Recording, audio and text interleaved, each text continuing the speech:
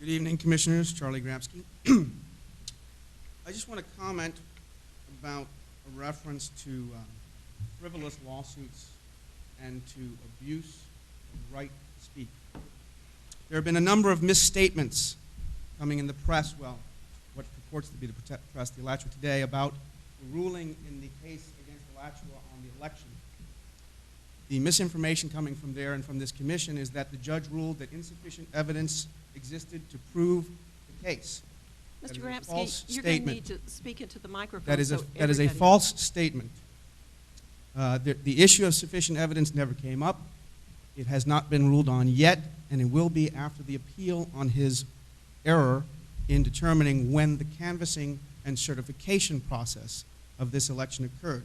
However, if you want to see evidence of what is considered by some to be frivolous lawsuits, or evidence by what is considered to be some to be misappropriation of funds, misuse of office, and criminal violations of the law, go to http://freealachua.org and watch the video depositions of Mr. Watson, Mr. Lewis, Ms. Calderwood, and other city officials.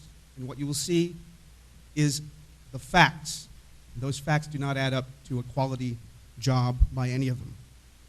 Now, public records is what started this, and public records are still being denied by the city of Alachua. To use my free speech right and my right under Florida's Constitution, Article 1, Section 24, when I make a request for a record, just like when any citizen in this room or out of this room makes a request, we should expect to get it.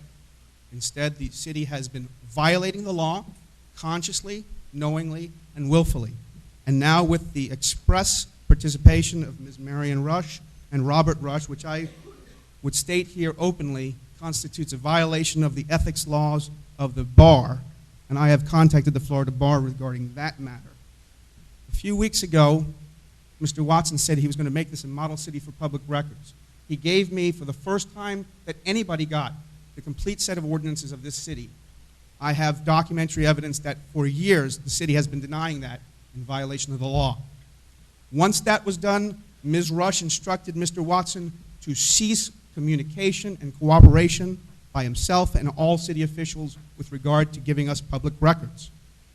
The excuse is that litigation is ongoing.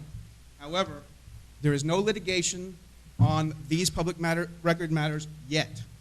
Now, Ms. Rush has received a letter from Joseph Little to her brother, Robert Rush, stating that they are incorrect when they state that we are represented by him and that they cannot speak with us. We have a right to the records, we have a right to access them, and we are being denied those records.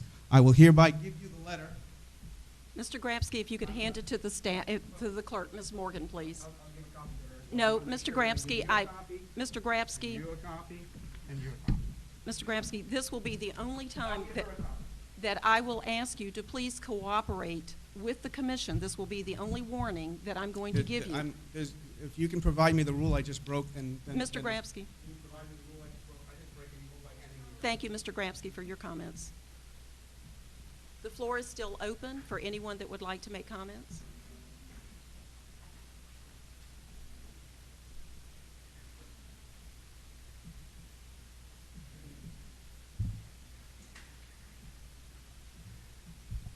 Good afternoon, Commissioners.